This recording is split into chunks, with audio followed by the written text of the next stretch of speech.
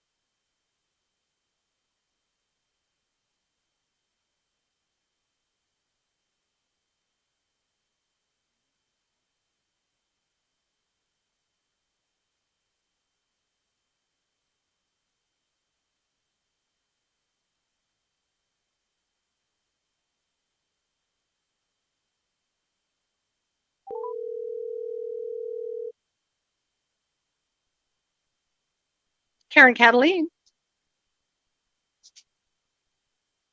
I cannot.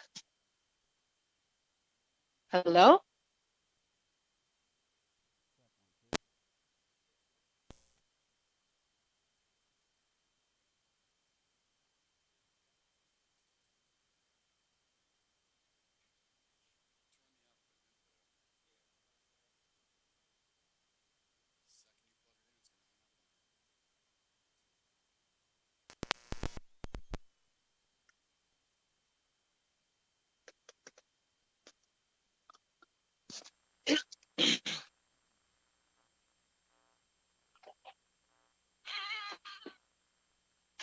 Hello?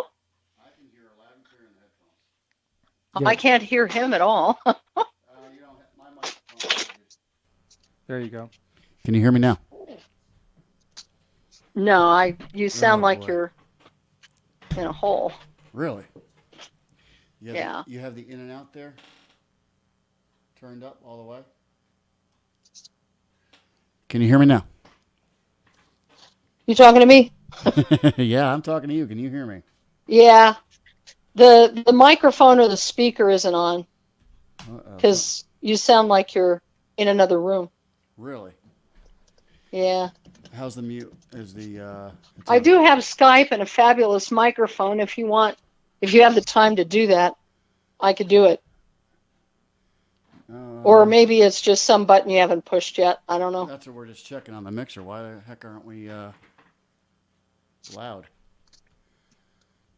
What was this iPhone one? That's a separate one for Kenny. Separate one. Yep. The in and out's all set up on there. The gain. You want to turn the gain up on her? Is everything good? Yeah, well, it'll be her out. Yeah. Out to her and not her. And you're having a problem hearing us, really? Can you hear me at all right now? She can't hear me. We got a big problem. She can't hear you at all? She can't hear me. I'm talking to her right now. She can't hear me. You sound really far away, but I can hear something. I just can't hear. Yeah, you're loud and clear on our end. I want to know why we're not going out. Yeah. Well, your voice isn't coming through the phone at all. I hear you distantly in the office as if you're really far away. Right. That's odd. This has never happened before. Oh, great. Are we doing this live? Yeah, it's live, and I can hear you, and I know our viewers will be able to hear you, but you can't hear me at all. I can hear you. It's really far away. It's just not coming through the phone. All right. How about me? Can you hear me? Is all. It's the same thing? Are you speaking into the microphone? Yeah, we are. Did we lose a channel or something? This is out. All in. That's us. See, I can hear the producer pretty well. You can. Yes. You can hear him really well. I can hear. Who's talking right now? Go ahead. That's Mike. This is Malijah, the producer. The producer I can hear better than the host. The host sounds like he's far away. Yes. Odd. Why don't we unmute mine? Wait a minute, this is mine. Just do that for a second. I want to just try something. Maybe Kenny has a bad channel. I'm going to try something for a second. We can pause going live. How about now? Can you hear me here? I can hear you, but again, you're not coming in the phone. It sounds like you're Really? We just at a desk in another room. did we just have a channel failure in the middle of trying to launch this? Sorry. No, it's not your fault. I can delay going on. There's no issue with that. If you would like, I did my show on Skype. I've got a fabulous microphone. If you want to try and call me on Spike, do you have a Skype thing? No, we do not. We usually Okay. everything is audio through our mixer on telephone. This is why we're having an issue. I don't know why we're having this issue. Okay. There is an echo and it's far, far away, but if I strain really hard, I should be able to hear you if you we could go for it if you want. Yeah, Is there well, any way you can speak closer to where the producer is? Because where the producer is, I can hear him much better. Yeah, I can hear. I'm going to turn it down. Can you speak for a second? Can you hear me now? She cannot hear me at all. Well, I can hear you. It's You can. pretty bad, but I can hear you This is better than at the beginning. push. Oh, Malijah, push that. Is that jack all the way in on the phone? Check all the way in on the phone. Is that pushed all the way in hard? It is. That is odd. And Yeah, she can hear me, she said. You can hear him? Yes. Much better than you. Really? Can Yeah. you turn my gain up and down? Maybe we have a dirty connection. How about now? Can you hear me now? No, same. Really? Yeah. This is going to be an issue. Well, Well, can you hear me talking offline, off microphone like this? I'm talking. You can be able to pick up on the. yeah, I'm hearing most of it. It's just really far away. If we got to do it that way, just if you wouldn't mind talking slower because there's an echo and it's Absolutely. kind of weird. This is odd. Huh? Yeah, that's fine. This is odd. We're going to have to get the figure out what's going on with our mixer. It just happened to do this right now, obviously. But can you hear me if I talk out like this? Better, yes. All right. It's not great, but it's better. I can probably hear questions and so forth. All right. Yes. Then I'm gonna. Why don't we go for it? Let's go for it. We're gonna rely more on you tonight anyway from your topics, and then Okay. I know everybody else is gonna hear you just fine. They're gonna hear me just fine. For some reason, our output to you has died. I do have to tell you that I'm getting a bunch of breaking up sound. I'm sorry. Oh, She's saying that. Your voice is breaking up, and I may not be able to hear your question very well. Okay. But if you want to just go for it, we can go for it. We'll go for it. You want to All right. bring in the bumper music, and are we live yet, Mel, or can you hit streaming and? Yeah, we're live. We're live. Okay, so we're live in terms of everybody just saw everything going on? Okay, great. Engaging, enlightening, the Ken and Mike Show.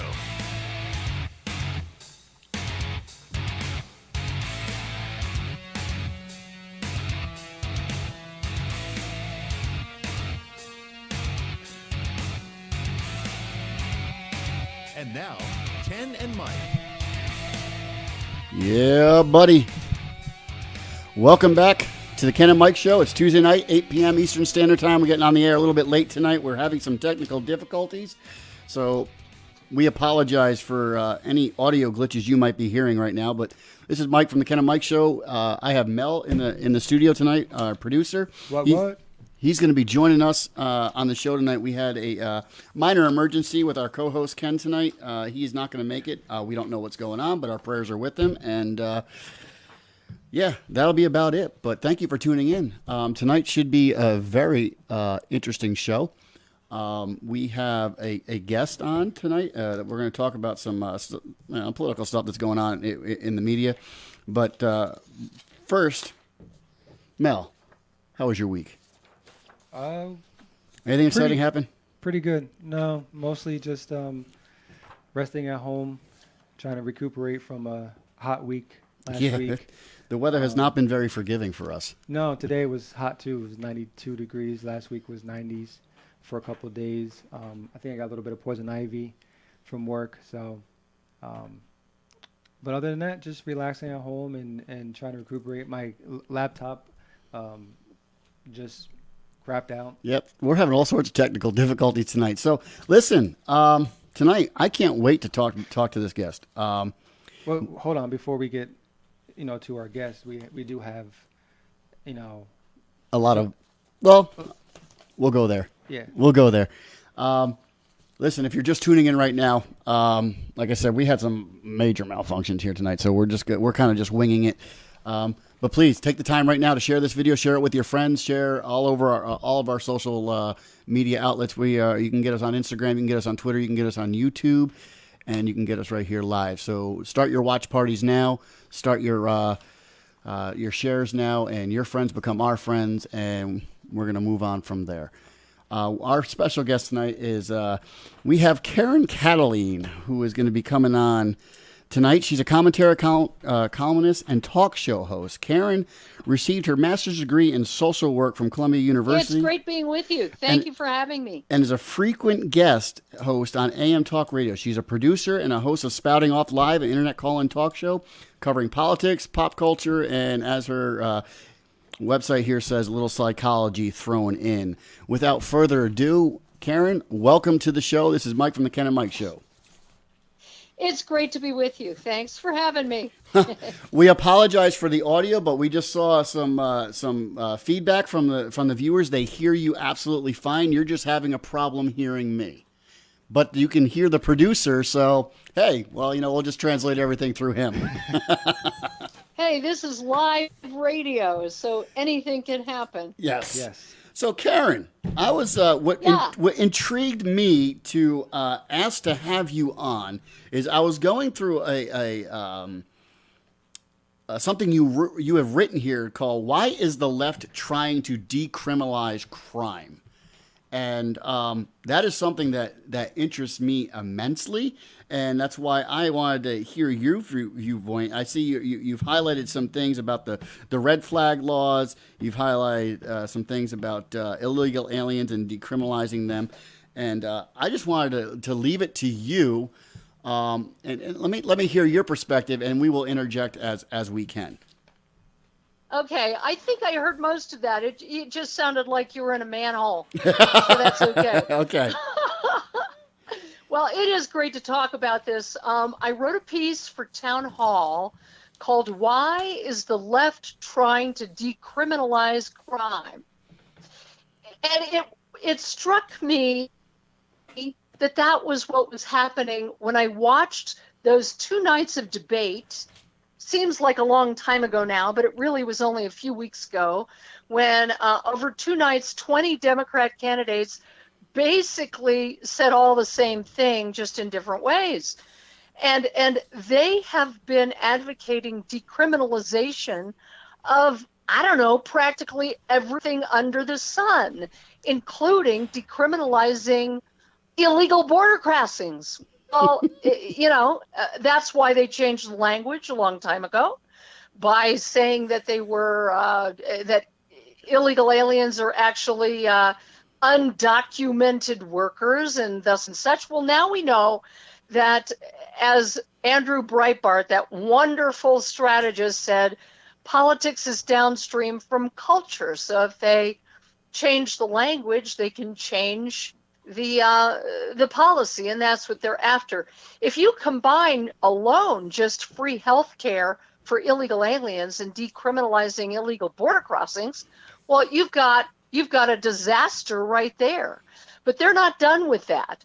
It seems as if they are willing to decriminalize crime, just about anything that is wrong, bad, terrible for the culture. And by the way, I have some fairly strong libertarian views. I don't want the government to be regulating everything, even things I disapprove of. I would rather the government be limited as our founders intended. But now you've got people who clearly who've made it clear in abundantly, in a plenty of different ways, that they detest this country, and the policies that they are advocating will destroy this country from within. And I'm not being extreme when I say so. Absolutely not. I am in northern Colorado, where last year during the legislative session, which was an absolute nightmare, and by the way, I'm the spokesperson for recalling the radical governor, Jared Polis, in the state of Colorado for some of the things that he did. We can talk about that another time. But there's safe injection sites. Do you have any idea what safe injection sites are? Well, I don't know how safe it is, but I do know what they're talking about. Yes. Well, they're not safe at all. Absolutely. And basically, they want to take this. Well, this is part of liberal speak. If we call them safe, then they will be safe. I wrote another piece on my blog called "Making Suicidal Behavior Safe." Right. So why is it that the left is on this bandwagon to create basically drug dens in the middle of cities? And the model for this is Vancouver. Once one of the most beautiful cities in North America, it now has 7 of these sites. It started with 1. And for blocks around the so-called safe, the unsafe injection site, businesses are boarded up, drug dealers run the area. People are walking around dazed. It's unsafe for pedestrians to walk anywhere near there. And sadly, this, along with a whole jigsaw puzzle of culture destroying policies, is what the left is now advocating. They want to remember the clean needle things? Well, they want to take all those sites and somehow make it possible for methamphetamine, heroin, and cocaine IV drug users to go in there and shoot up without that pesky little worry of defying federal law. That is but one example. You combine that with tent cities that have destroyed places like Seattle, San Francisco. If you've ever seen a movie called Seattle is Dying, these are the policies that Democrats are advocating. And just to wrap it up, because I'm being verbose on purpose because you asked me to be. A talk show host can always do a monologue, you can always do it. Yes. And I'm only doing this. Usually I like the back and forth, but I realize we are having some difficulty hearing, or I am anyway. One of the things I wrote that really wraps this up is that you can never go broke predicting what the left, who they're going to come to the aid of. You probably absolutely won't go broke, I'd say, predicting who today's left will defend next. They regularly characterize criminals as victims and law-abiding citizens as perpetrators. Oh, absolutely. And there you have it. Yeah, and I'm trying to figure out is, in terms of, and Mel, you can jump in here at any time, as far as why are we making it easier for people? I understand people have addictions, but why are we making it easier and more available for them to be able to put themselves in, I think, in more harm's way by opening up these avenues to have safe injection sites? So, I mean, what is the end game? In your opinion, is it for votes? Is it for appeasing a certain constituency? What do you think? Okay, I think I heard most of that. If you could speak up a little louder, sure, next time. But I think I've got it. Now, and I've written a lot about this and a lot about the policies that they're trying to push in Colorado. Also, my hometown, a once beautiful place that they're trying to destroy with a Democrat machine, like they do pretty much every city that they take over, which is most of the big cities. Um, um, One of the things that's important to know is that huge amounts of national money backs a lot of these policies that are being introduced in states around the country. A lot of it is the opportunity or the strategy. I mean, these guys, they just play hardball to go around Congress, to go around federal law on everything from illegal immigration to drug, and I'll get back to that in a moment, to the so-called national popular vote, which is a backdoor way of getting rid of the Electoral College without having to go through Congress, since Congress won't pass it. Right. So in terms of the so-called safe, the unsafe injection sites, which they are bringing back as we speak in Colorado to try and pass it through, even though the Coloradans were going crazy saying this is insane. Guess what? We know for a fact that the huge amounts of George Soros dollars is backing this policy. Oh, absolutely. Now, one can only conject, if that's a verb, as to, I have no facts. I'm not a reporter per se. I'm a commentator.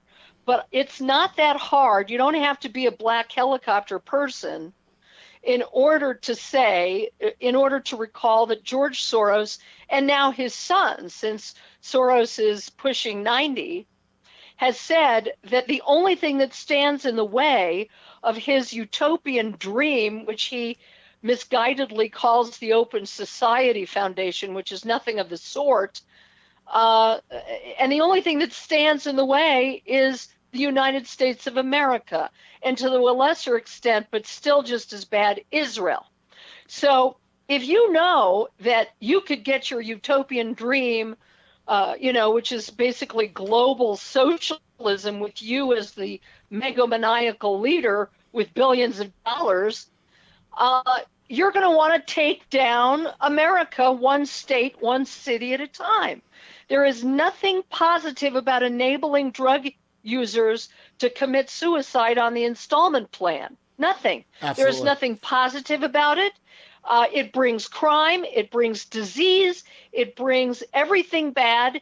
It is a violation to law-abiding citizens, their property, and their homes and their safety. It is amazing to watch the Democrats twist themselves into pretzels trying to justify this sort of abuse of law-abiding citizens. They really can't do it. They just have some people buffaloed. So that's what we're looking at, and we've got to alert people all across the country that this is what they're up to. Hey, on a side note, I'm reading as you're talking here. I'm reading through your little piece here for the town hall. I want you to touch on for me, and this will interest a lot of our listeners and our viewers. I want you to touch on the red flag laws about possibly law-abiding citizens could have their guns confiscated without due process or prior knowledge. Touch on that a little bit for me, and then I want you to get into. We'll go off this, and we'll, like what we talked about off the air. I want to get into President Trump's tweet yesterday. Okay, that would be fine. I'd love to do it. The red flag bill is, again, being pushed by Bloomberg money all over this country, which, by the way, is an aside. You have to ask yourself, if these big moneyed national interests are trying to push things on states with votes and with money, then basically you're trying to erase local control and erase state rule, right? Right. Because Democrats force their way. I mean, that's another issue, but wherever Democrats have a monopoly of power, which unfortunately they do in Colorado right now, they're forcing all this stuff through against the will of the people. They didn't run on this. This isn't what they said they do. Now, the red flag bill is an interesting one. Unfortunately, probably the most extreme version of that bill was passed in Colorado, again, against the wishes of the great majority of the public. It was sold as, we just want to take guns out of the hands of mentally ill people. But nothing could be further from the truth, because this law in Colorado, and there are variations of it in many states, with the help of Bloomberg money, is just about anybody, but especially your ex-wife, your ex-husband, your ex-roommate, a family member, can make a phone call. They don't even have to pay a fee. They don't even have to appear in person. Someone in New York could call Colorado and say, I think this person is a danger to himself and others. I know that he has 47 guns in his house, and I think he's a danger. So you're saying it can just be hearsay and just a simple phone call without any substantiation. I heard hearsay, but I didn't hear after that.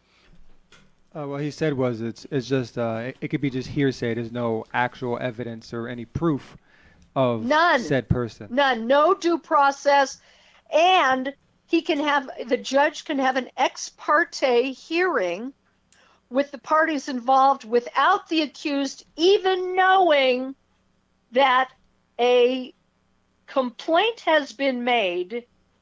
In Colorado, they made it possible to have, they created actually a new kind of warrant specifically for this unconstitutional law, so that basically you could have a no-knock raid and your guns could be confiscated and you wouldn't even know it. Now, the good news, and there isn't much, more than half the sheriffs in all of Colorado, that's more than 32 sheriffs across the state, said, I'm not going to enforce this law. It will put my young sheriffs in danger. They could get killed. And furthermore, I took an oath to protect the Constitution, not some crazy radical Denver Boulder liberal. Right. So we are in quite a lot of change in the state. And this is unfortunately coming to a state near you. Every single one of the things that Jared Polis is being recalled for, other states around the country are pushing the exact or very close variations of the same bill. Yeah, you're talking to us. Diabolical. You're talking to us right. You're talking to us right here in New York, and with our governor, I don't see him not supporting something like this as well. If you're familiar with Andrew Cuomo, that's who we're up against. I surely am. I think I know that.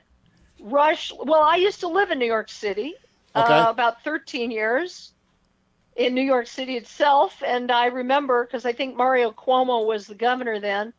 And I love when Rush Limbaugh calls Andrew Fredo, I think. I think he calls him Fredo. Yes.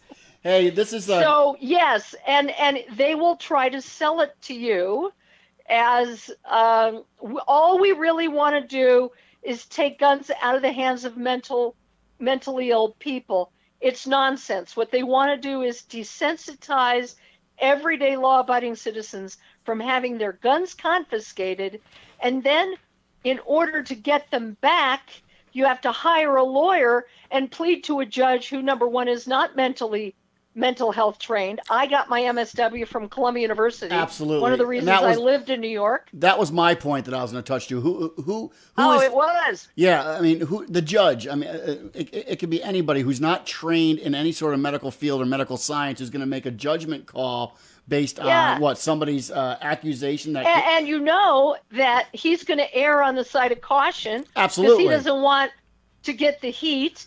And all this is doing is disarming victims, and that's what the left has wanted to do. Think about this, and this is chilling, really. The left supports policies that makes law-abiding citizens in greater danger than ever before because they ignore MS-13, they ignore illegal aliens coming through our southern border, unvetted. And it's not that we have a problem with anybody from south of our border. The problem is it's just protecting us as a country. We should not have to defend that position. Absolutely, that's always been my point. The left is incessant in calling everyone the ists and the phobes is what I call them. Right. Racist, sexist, homophobe, xenophobe, thisophobe, thatophobe. And it's all to bully you into shutting up and allowing them to destroy this country, which is what and I they find are it, attempting to I do. find it hysterical. So my point, Go ahead, I'm sorry. I mean, I find it I'm sorry. hysterical. I find it hysterical that the left. What? I find it hysterical that the left gets to define what is racist and what is a threat, as opposed to yeah, if we and hold they can't right, if we hold the mirror up to them, you know, we're the bigots. We're the problem. Well, yeah, I mean, it's such hubris. The point I wanted to make before, and you got to put some of these pieces together. While they're making law-abiding citizens more and more unsafe, they want to disarm them. Now, how do you figure, right? We're supposed to depend on the very people they claim are racist and they hate, which are the cops, but yet they only want the cops to be the ones that have guns, and they want to take the guns away from law-abiding citizens who are being terrorized by illegal aliens that they think are victims. Absolutely. This is an insanity that we are looking at, and we have to start standing up. We got a president who's standing up. We have to stand up too. Hey, Karen, we're going to pause you for 1 second. If you're just tuning into the Ken and Mike show, obviously you're noticing that Ken is not here tonight. He had an emergency, so we're kind of free rolling it here. And also to let you all know, we are having an audio problem going out to our guest tonight. We are able to hear her. We know you are able to hear her. She is having a difficulty time hearing us. So if you're noticing that the exchange is not there like it usually is, that is an understanding why. But Karen is a columnist and a talk show host, and like we alluded to earlier, she has a master's degree in social work from Columbia University and is a frequent guest host on AM Talk Radio. She is the producer and the host of Spouting Off, a live internet call and talk show, and we have her on the show tonight. Karen, I also wanted to talk to you about, if you can hear me correctly and hear me well, I really wanted to touch on what do you think President Trump's intention was yesterday with the big thing that's all over social media with the tweet that he put out yesterday. Karen. Hello? Yes, can did you you hear hear me? him? The last thing I heard was it's all over social media. Trump's tweets. Yeah, can we touch on, I want to touch on what is your opinion, what do you think of the tweet that everybody's blowing up yesterday that Trump put out, and I think it was directed at ENMR. Yeah. Well, I wrote a blog post about that too, as you know. I am writing. I mean, it's an embarrassment of riches, I'll tell you, because the biggest problem as a talk show host or a commentator is, how to choose. Because there's so much to talk about and there's so much to comment on. Well, here's my quick take on it, if you can hear me, and then I'll let hopefully. Sorry. Here's my quick take on it, if you can hear me, and I want to, and then you can comment on it. Okay. America, is, according to some people on the left, is deemed a racist nation. Now, if we take this congresswoman from Minnesota who is calling us racist. Mind you, she was a Somalian refugee who got welcomed into, I believe, Kenya, and then welcomed into our country, and has run for political office. How can you say we're racist? Wait, pause on that. Who also married her brother to become an American citizen. So she used a loophole in the American system to become an American and then eventually run for Congress. So that's what I think the tweet was referencing to, because Somalia is a war-torn nation that is falling apart, but yet this woman who came from such a nation, it wants to dictate or express to us how we should write policy. So please comment on that. Okay.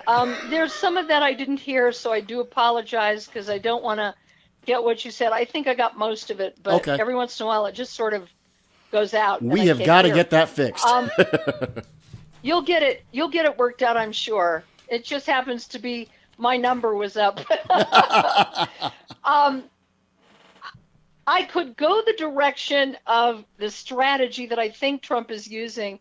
It is fascinating for anybody who wants to watch what Trump has not only been able to accomplish, but the way that he's accomplished it on his own terms. Right. He is brilliant at exposing people for who they really are, exposing phony. He's done it with the crazy, insane left that were crazy and insane and socialist before he came along. He just caused them to have their hair go on fire to such an extent that they showed who they really were.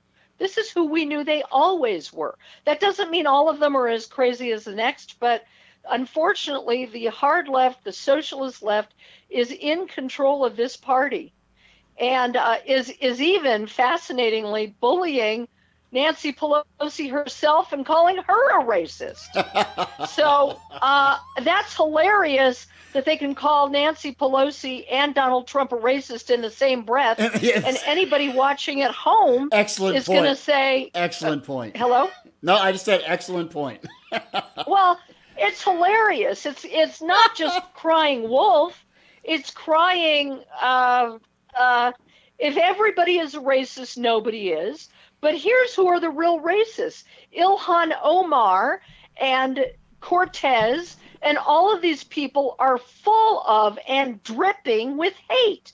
Now, Yes. you can't tell me that there are not average, everyday citizens watching this clown show and saying, this is nuts. Now, Pelosi telegraphed very clearly what she was trying to do. She was trying to distance herself from these Fab Four, as I call them. Other people are calling them I don't know what they're called. I don't care what they're called. The Squad, whatever they're called. And they are avowed socialists who hate America. And they are claiming to represent us in our government by hating America. Now, Pelosi knows that's not a winning argument. She doesn't want them talking impeachment. She doesn't want them talking about all that. She's going to try to claim that she's somehow a moderate, which is like, as I pointed out, that's like saying I'm tall and blonde, of which I am neither. I think you're She's giving no Nancy more- Pelosi a lot more credit than I would. I mean, do you really think? What? I think you're giving Nancy Pelosi a lot more credit than I would. I mean, do you think she really is that cognitive to really think to back down from the impeachment? I mean, Yeah. I She's really, been trying. Oh, definitely. I really don't think she She's has been the trying brain to- cells left. Well, it may seem so, but she is quite conniving. And the reason that she is in the leadership position she's in is because she knows how to wield power. But she hasn't known how to rein in these four because they don't play ball the way she does. Number one, they're too dumb to lie. And number two, I think Pelosi has been trying desperately to distance herself from these four, claiming that they're just 4 votes in her caucus. Not true. They're calling the shots. They are more known, or AOC is more known than she is. Right. And she's not having it because, she's preposterous, the girl. Right. She is ignorant. She is, I don't even need to go where it's amazing. I mean, for us, the best thing she can do for Republicans is keep talking. Absolutely. In fact, Absolutely. most of the Democrats. So Trump basically made a brilliant move. He's never afraid to be hated because he already is. Kind of like Israel, Israel ought to take care of business because they're going to get blamed for everything anyway. Right. They might as well take care of what they got to take care of. In this case, Trump doesn't mind taking the heat because he's taken just about every bit of heat that they can dish out, and he's still there, and he keeps prevailing. I'm not saying he's well, but I would never, ever bet still. What he's doing is he's enticing Pelosi to defend AOC and to join with AOC, because they cannot, they can't stop themselves from joining in to hate Trump. Right. And if he allows that, if he gives them something to join in and hate Trump, then the public gets to see that they know who's controlling and calling the shots. It ain't Pelosi anymore. It's these four imbeciles that have never, ever studied the Constitution. The ingratitude, the ignorance, and the hatred should be called out by every American. And Amen. all Donald Trump is doing Amen. is speaking for the great majority of, as one of my faves, Kurt Schlichter, says, the normals. You know, everyday people who are trying to feed their family and want the best for this great country. Those are the people he's speaking for. And furthermore, there was nothing whatsoever racist about what he said. No. And the fact that the left has convinced people that to tell someone to go home or leave if you don't like it is automatically racist just shows you how they're engaging in and encouraging their base to be intellectually lazy and foolish. Absolutely. Absolutely. I think we could go on forever on this, Karen, and I since we're having audio difficulties tonight, and I really I think it's wise. It's not very often that I say, I have to go. But well, in this case, I need to it's probably I need to wise. apologize for the technical difficulties, because I really would have loved to engage more with you tonight, but we do. Hey, that's okay. I thought we did okay in well, general, and yes, it wasn't you your did. fault. You did fabulous, and I thank you for coming on tonight. When we get this audio thing fixed up again, I would love to definitely Okay. dig in more to what you have to say. But I appreciate you coming on tonight. All right. Thank Totally you. my pleasure. If people would like to visit me, Yes. more than you ever want to know about me, at KarenKataline.com. Kataline spelled Kataline. You beat me .com. to it. You beat me to it. I was just going to ask you where the viewers could go, and you beat me to it. Because she knows. Because she knows. Sorry. Well, Have a great evening. thank you. We appreciate it so much, and thank you for being patient with us. Take care. Bye-bye. Bye-bye. That was Karen Kataline. She was a fabulous guest, and we thank her for her patience for coming on tonight and dealing with our malfunction here. And we will obviously deal with that at the later time. But you're watching the Ken and Mike Show. Hey, without further ado, we have to give credit where credit is due. We didn't have a chance to interrupt our guest tonight to do our little a sponsorship, because obviously we were just having sound problems. So if we can, Mr. Mel, let's give credit where credit is due and thank the people that helped bring this message to them.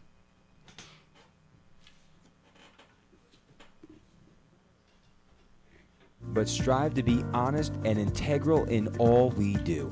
Thankfully, this is the same philosophy held by our friends at Tri-Oak Builders. Tri-Oak Builders, who are right here in the Upper Hudson Valley, are a family-owned company that puts these values to work in everything they do.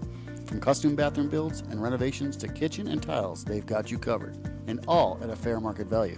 So, if you're like us and like doing business with companies that want to provide the best service possible for their customers at an affordable price, then you need to call the builders you can trust. Tri-Oak Builders. Call them today for a free estimate at 518-267-3288. That's 518-267-3288. You can also check them out online at trioakbuilders.com. Tri-Oak Builders. Where building relationships matter.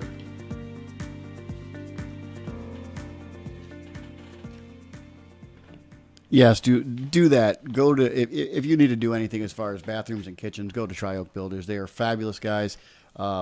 Preston is probably the one you're going to talk to. Preston, I know very well. Preston is an amazing young man, and call them 518-267-3288.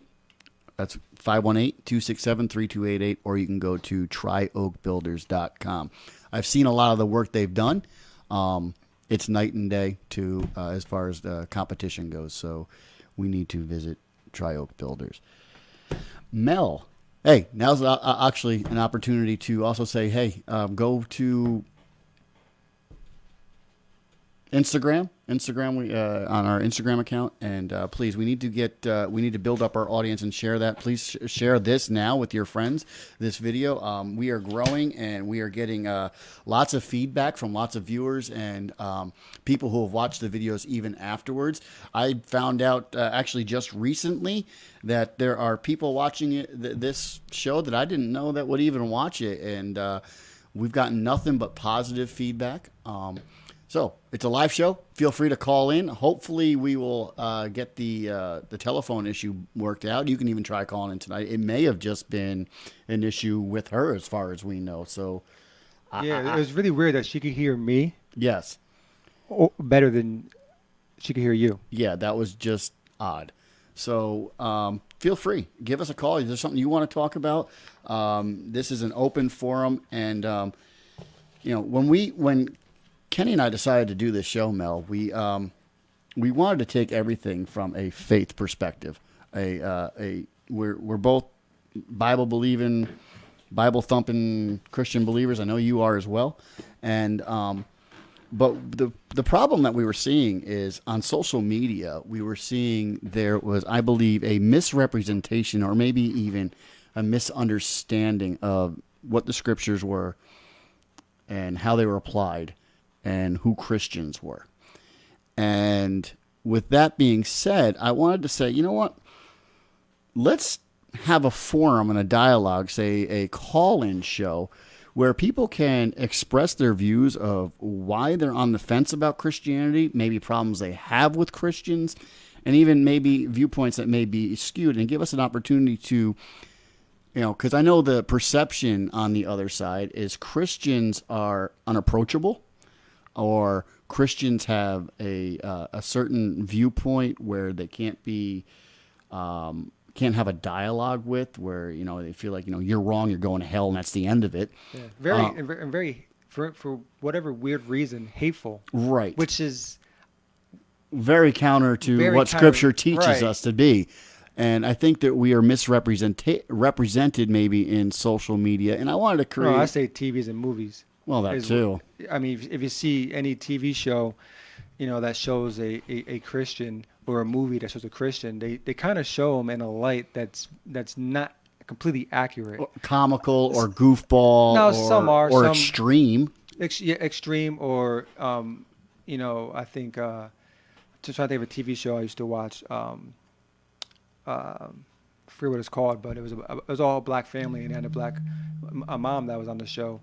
And she believed in God. She talked about God and Jesus a lot, but on the sides, she would have her little drinks here and there and this and that. And so it was kind of like the framework of what a black Christian is, right? Per se. And some of that is true. Some of us struggle with certain things and this and that, whatever. But I think over the past couple of centuries, or not centuries, but past couple of decades,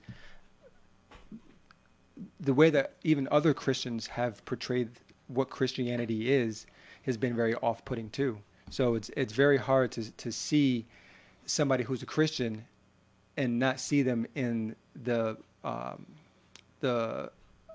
frame of what they've seen in TVs or seen in movies or seen from other people years ago. Right. So it's really hard to come to somebody and say, "Oh, I'm a Christian," and not have that initial, "Oh, great, right. Now they're going to judge me. Now they're going to tell me how to live." Right. So we have that. Well, you made a good point there. They're going to tell them how to live. I mean, and I've alluded to this in other aspects of the show before, but a lot of people believe Christians are homophobic. We hate anything that has anything to do with LGBTQ. I don't know all the letters, but TQP. Yeah, Z. Number 2. Yeah, they think we have a problem with all that, and no, I'll be the first one to say here on the air, we don't have a problem. We love them just as much as we love anybody else, and I think that's where we get lost in translation. The issue, and we can get into that, and that's what I want to do. I want to have those conversations. I want to invite people on the show that maybe have a different viewpoint than we do, but let's have a conversation where we can be civil, open it up to dialogue, because the only way we're going to build relationship and the only way we're going to advance any causes of understanding on either side of the fence is if we dialogue. Well, all and if this we talk, is relationship. I mean, Right. if you look at Christ, he took 12 guys and said, "Hey, come follow me." right, Some were fishermen. There was a tax collector, and there was Judas. Judas was a thief. Right. You know, he took 12 men and said, "Listen, follow me. I'm going to show you how the kingdom of God is here now, Right. and I'm going to show you how to live it out." He took them with him. Do you think it was all gravy? You think it was all easy going? No, there was times they fell asleep when he said, "Come with me it was and all pray." rainbows and marshmallows and Yeah, and people think, in Christianity, we don't go to the bathroom. For Right. some reason, our bladder disappears when we get saved. And so all these Right. ridiculous ideas. It's like, hey, how about we sit down? Christians don't believe in medicine and Well, yeah, the whole all these aspect, ridiculous right. things. Hey, how about we sit down and we'll discuss and have a conversation, and through that, it'll build a relationship Right. and understanding of where I'm coming from as a Christian and where you are coming from as a non-Christian, and where we can meet in the middle. Where we can have a common ground. Right. And hopefully at the end result, we get you to understand who Jesus Christ is and you get a relationship with him. But if that doesn't happen here, that is fine. But we can still have a conversation and say, hey, we're not much different than you are. We believe we have one standard. You have another. Let's talk and be civil. That's why the phone number is there. That's why it says 518-744-4551. We want you to call in. We want to have a relationship. We want to have a dialogue. We want to be able to, even the person that maybe is a Christian but is struggling with certain attributes of Christianity or certain things that they're struggling with, like say questions you're not comfortable talking to your pastor, or this is that forum, this is that platform to come and do that. Or even for people who don't want to just talk about scripture, theology, Right. But how is the Bible relevant Today, how practical. can the things that are going on in politics, in sports, and everything that's around us, how do we as Christians, how do we deal with that? How does scripture fit into that? How does Right. this Christian life fit into that? For something that was written thousands of years ago, how is it still relevant today? And so, it could be not just somebody who's struggling with scriptures, but talking about how the scriptures are still relevant for us today, Right. and how to live out those scriptures. And I today. think that's a big problem with the church today is how is it relevant in today's social setting, in today's society? Right. How is the church relevant? What would make somebody want to seek out a church anymore when they have everything at their fingertips? They have, They can watch church on TV. Yeah, we got in their pajamas. Joel Osteen. How do we know, that he is, the voice that they need to be listening to, or whoever? I'm just throwing names out there. But how can we come together as a community and work together and have a conversation? And that's really what the hope is here at the Ken and Mike Show, is to open up that dialogue. It's also available right there if you're watching, to just communicate with us right there in the window and talk, and we will, whatever topics you want to bring up or even anything you want to talk about, we're available for that. And that's really what this show was birthed out of. And we had it all started with one person whose name I won't talk about, but was having an issue with, I can't believe in a God if and he would go through all sorts of Old Testament scriptures of selling your daughter into slavery and rape, and anybody, then without understanding the culture, the context, and what it was, and the law that was referencing to. Obviously, if you don't have that understanding or that the apologetics to go along with it, obviously, when I first got saved, I did the wrong thing. When I first came to Christ, I started in Genesis and started reading. And my mind was totally blown by some of the things that I was reading. And without having a Christ-centered focus, I could see how somebody would look at that and go, oh my gosh, that is awful. How can you even believe in something like this? But without having the full picture of where Christ is magnified throughout the entire scripture, you're not going to have that understanding. No, because you have the lens of the American mindset. Right. And that, I've been wanting to write a book about the church in America versus the Church of America. Right. And the stark difference between those two. How is the Church of America versus the church in America? We're called to be Christians first. It doesn't matter what our nationality is, doesn't matter where we're born, none of that, all that stuff doesn't matter. We're Christians first, we're worshipers first. Then I'm an American. Right. You know, Yep. If people ask me, what's your nationality? I'm American. Right. Because if I go to another country, they're gonna say, "Are you American?" They're gonna say, "Are you Irish? Are you Scottish? Are you Dutch?" No, they're gonna see me and say, "Are you an American?" They're gonna hear me speak English. They're gonna say, "Are you an American?" Right. Yeah, I'm an American. I don't understand why any other country we go to is not, it's not like that. But it doesn't matter what country we're from. It's We're funny how Christians here in the first. culture that we need to define who we are by something outside of who we are. Right as here we have a to define nucleus. about Right. Where I- ancestors came from. Yeah, I'm African American, I'm Irish American. Like, no, you're an American. You live in this country. We're a citizen. Let's forget about culturally or what your heritage is. That Right. that should not be a point. I mean, My heritage is American. Right. I celebrate American Yeah, holidays. who your descendants were 300 years ago should not define who you are today. No. So, but Which leads us on to what we want to talk about or wrap up with. yes. What do we want to wrap up with? I wasn't here last week, so You weren't here last week. Last week we talked. We referenced a lot of the racial. How you want to put it? The disparities. the racial disparity. Yeah, that's a good word. The racial disparities that we're seeing in our culture, in social media. We never finished up with reparations. Really, that one show we kind of touched on it at the end there. I'm still mad that I got to pay myself.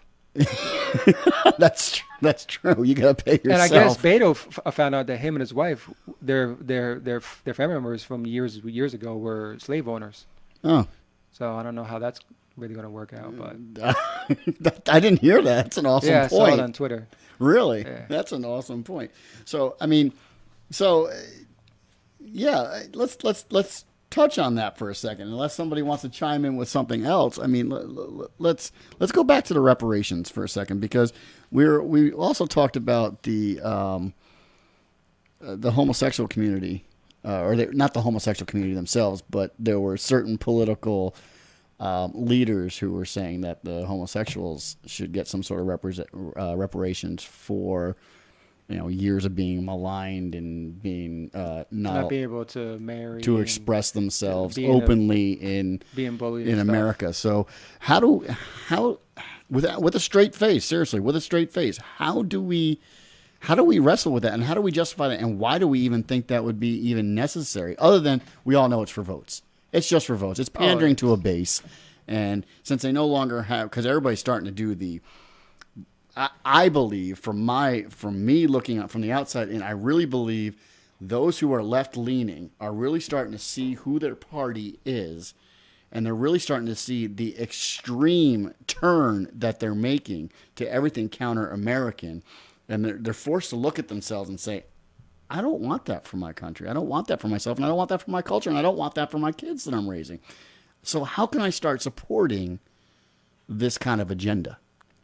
I don't know. It's hard. There's a lot of people I know, or people that I see on YouTube and whatnot, social media, who are Democrats. They're liberals, but they're like, Joe Biden's left of me. Bernie Sanders is way left of, you know what I mean? And so for the moderate people, left or right, I see a lot of them saying, I understand where they're coming from, Right. but for a lot of people, they say, I don't know. There's no logic in here. Okay, reparations for the LGBTQ number 2 and K or whatever they want to add, P or whatever.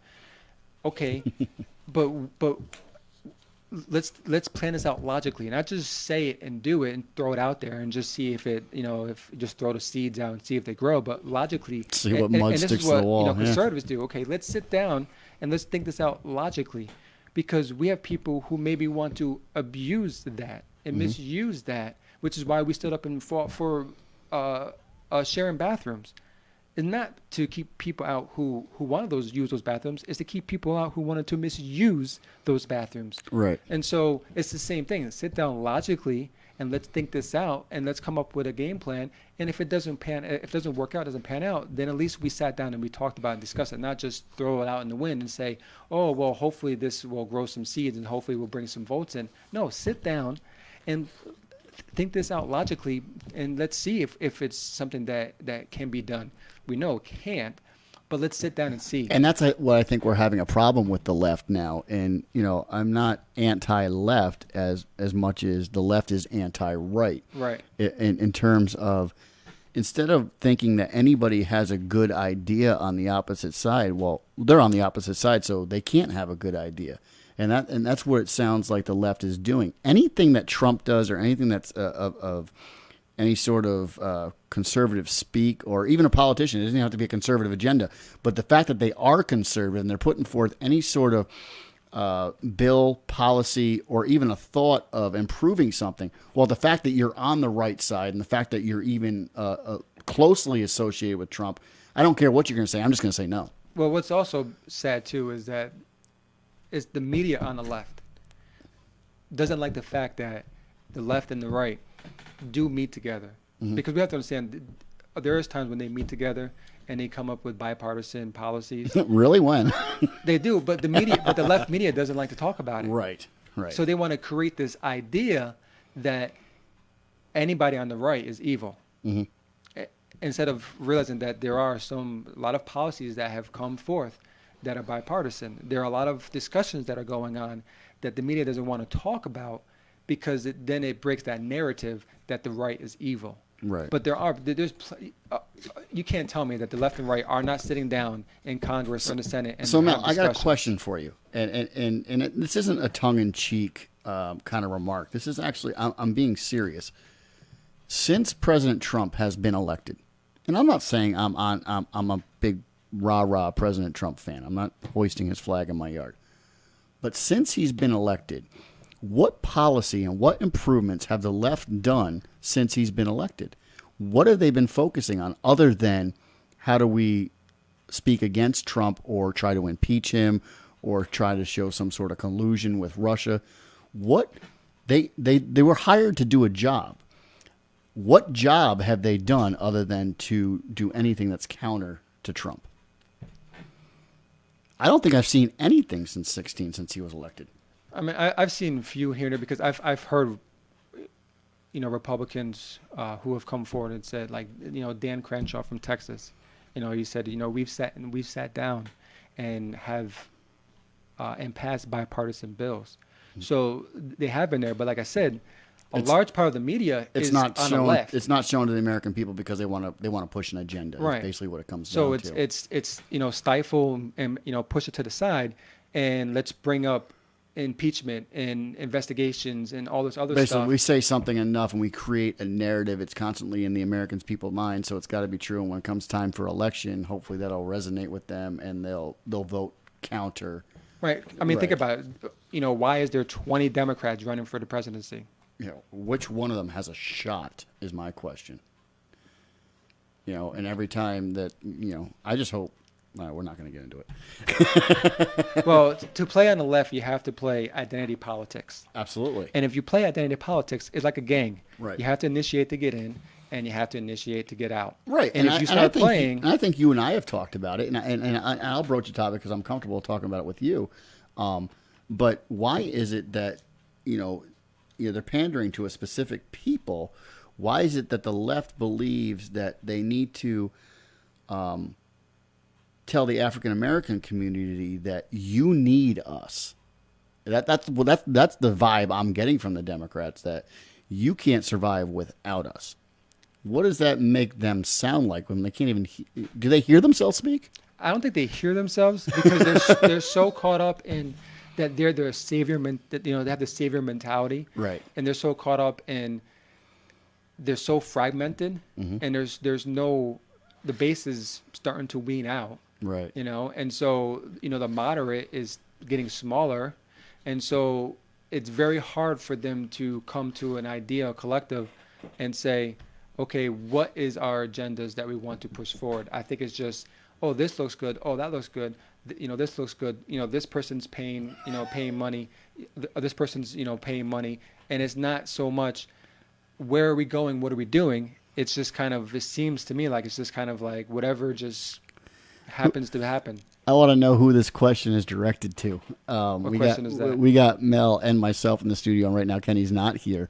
Megan Lee Kittle says, I want to know who you want to to win as the next president. I don't know if I want to publicly go off on that, but I think it's pretty obvious. I mean, it's pretty obvious. I mean, I don't know, and I don't really see any other Republican running at this point. Right. But I don't think any Democrat can really, because Trump is, okay, when Trump was first running, I was like, really?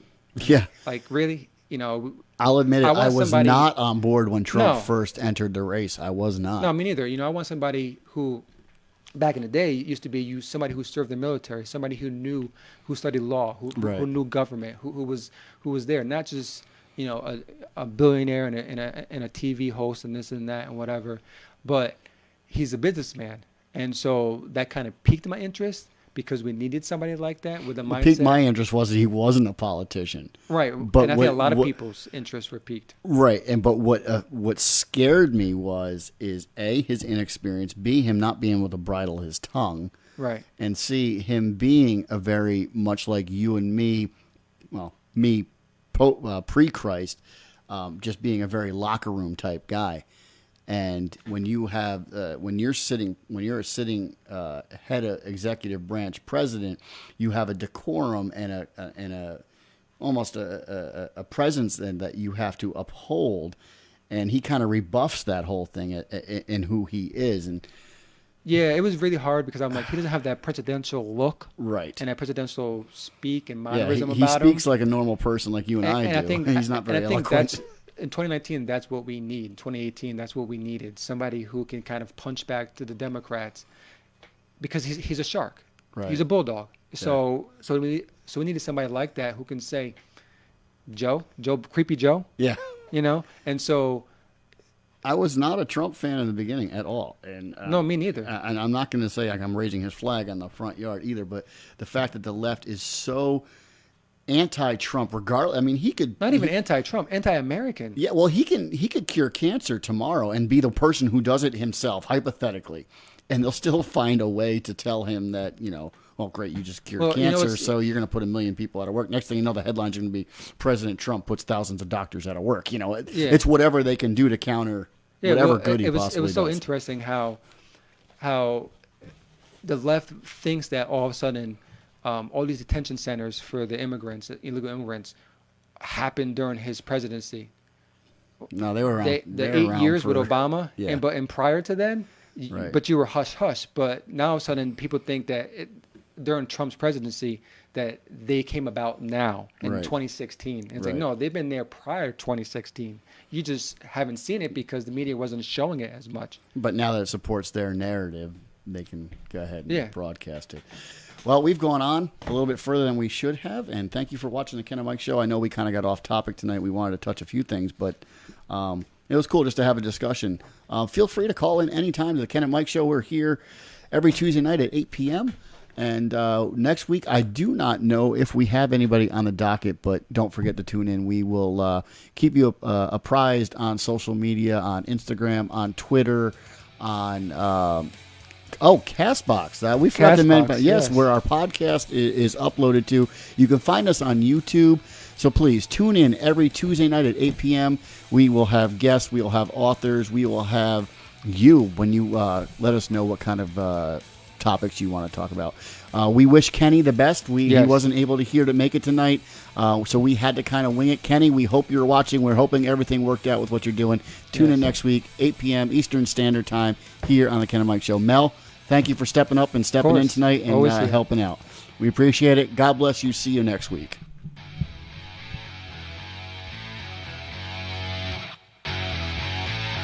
The Ken and Mike Show.